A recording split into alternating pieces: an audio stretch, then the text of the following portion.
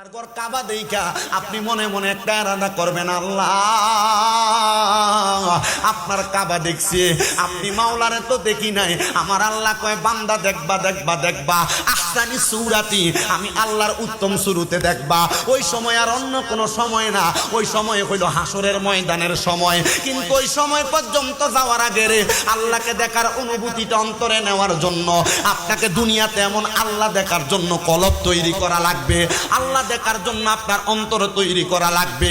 আরে আপনার আমার কলবের মধ্যে গুনার অভাব নাই।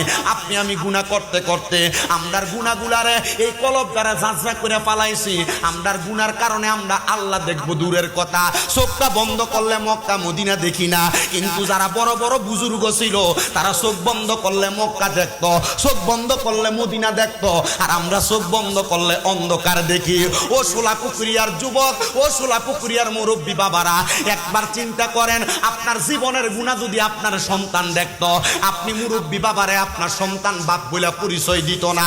এ যুবক, আপনার গুনাহগুলা যদি আপনার বাবা দেখতো, আপনারে ফুট বলে পরিচয় দিত না।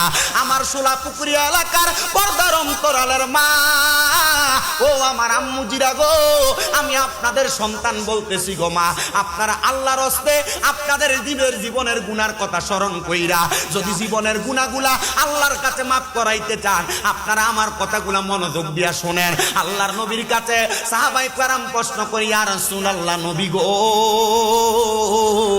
ও দয়ার নবী, মায়ার নবী, রাহমাতুল লিল আলামিন নবী গো, আপনার কাছে জানতে চাই, আপনার উম্মত যে গুনাহ করে, গুনাহ করার কারণে আপনার উম্মতের বাম স্তনের 2 আঙ্গুল নিচে সাদা যে গোস্তের টুকরা লতিফে কলবটা, এই লতিফে কলবটার মধ্যে গুনার কালো কালো দাগ পড়া যায়। ওই লতিফে কলবটা তো দুধের চাইতে সাদা।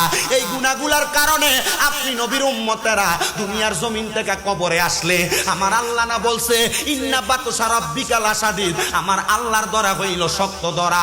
আমার আল্লাহ যদি আপনি নবীর উম্মতরে দইরা পালায়, আপনি নবীর উম্মতরা বাঁচতে পারবে না।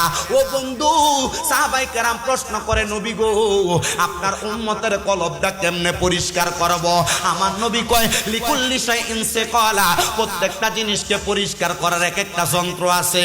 সাহাবায়ে কেরাম ডাক, নবী গো কইলা ডাক দিলে সূরা আল্লাহু আকবার বলবেন। সাহাবায়ে কেরাম একটা ডাক দিয়া বলে, ইয়া রাসূলুল্লাহ, নবী গো,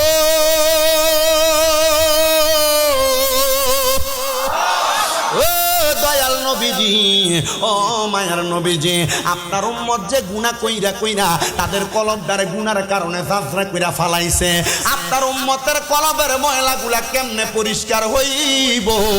আমার নবী কয়, রাস্তা আছে একটা, ওয়াসিকালাতিল কুলুবি যিকরিল্লাহ, উম্মতের কলবের ময়লা পরিষ্কার করার যন্ত্রটার নাম হলো আল্লাহ নামের জিকির। আল্লাহ তাআলার 99টা নাম, এই নামগুলো আপনি জপতে জপতে জপতে জপতে অনেক সময় লাগবে। হাদিস শরীফের মধ্যে আনাস ইবনে মালিক রাদিয়াল্লাহু তাআলা আনহু হাদিস বর্ণনা করে, আল্লাহর কোন বান্দা যদি তার জবান দ্বারা 99টা নাম মুখস্থ করতে পারে, আমার আল্লাহ তাআলা ওই বান্দার জীবনের গুনাহগুলা মাফ করে দেয়। আপনি আমি তো 99টা নাম মুখস্থ জানি না, তবে মাদ্রাসার তলেবুল ইলম যারা, এই ফয়জানে মদিনা মডেল মাদ্রাসার ছাত্র যারা, তাদেরকে তাদের উস্তাদরা এমন এই 99টা নামের সবক দেয়, আসমাউল হুসনা নামের সবক দেয়। এই মাদ্রাসাগুলোর সাথে আপনি মুহাব্বতের সম্পর্ক রাখবেন, দেখবেন আপনি যদিও না পারেন, এদের মুহাব্বতের কারণে আল্লাহ আপনার গুনাহ মাফ করে দিবে। তবে যেই কথার মধ্যে ছিলাম, আমার আল্লাহ তাআলার 99টা বাকি নামের আল্লাহ তাআলার আল্লাহ নামটা কেউ যদি জবান দ্বারা পড়ে, আল্লাহ তাআলা ওই নামগুলা জপন করার সওয়াব বান্দার আমল নামার মধ্যে দিয়া দেয়। যদি একবার আল্লাহ বললে 99টা নামের সওয়াব আমল নামার মধ্যে পাওয়া যায়, আমরা সবাই ওই আল্লাহরে আল্লাহ বলে ডাকার দরকার আছে না নাই?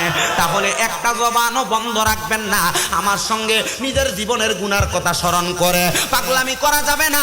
আল্লাহ তাআলার জিকির এমন ভাবে করবেন বিনয়ের সাথে, যেন আমার আল্লাহ লামকাম থেকে আপনার গুনাহগুলোর সাথে সাথে ক্ষমা করে দেয়। মুহাব্বতের আওয়াজে জবান খুলে জোরে জোরে আমার আল্লাহরে ডাক দেন, আল্লাহ আল্লাহ আল্লাহ আল্লাহ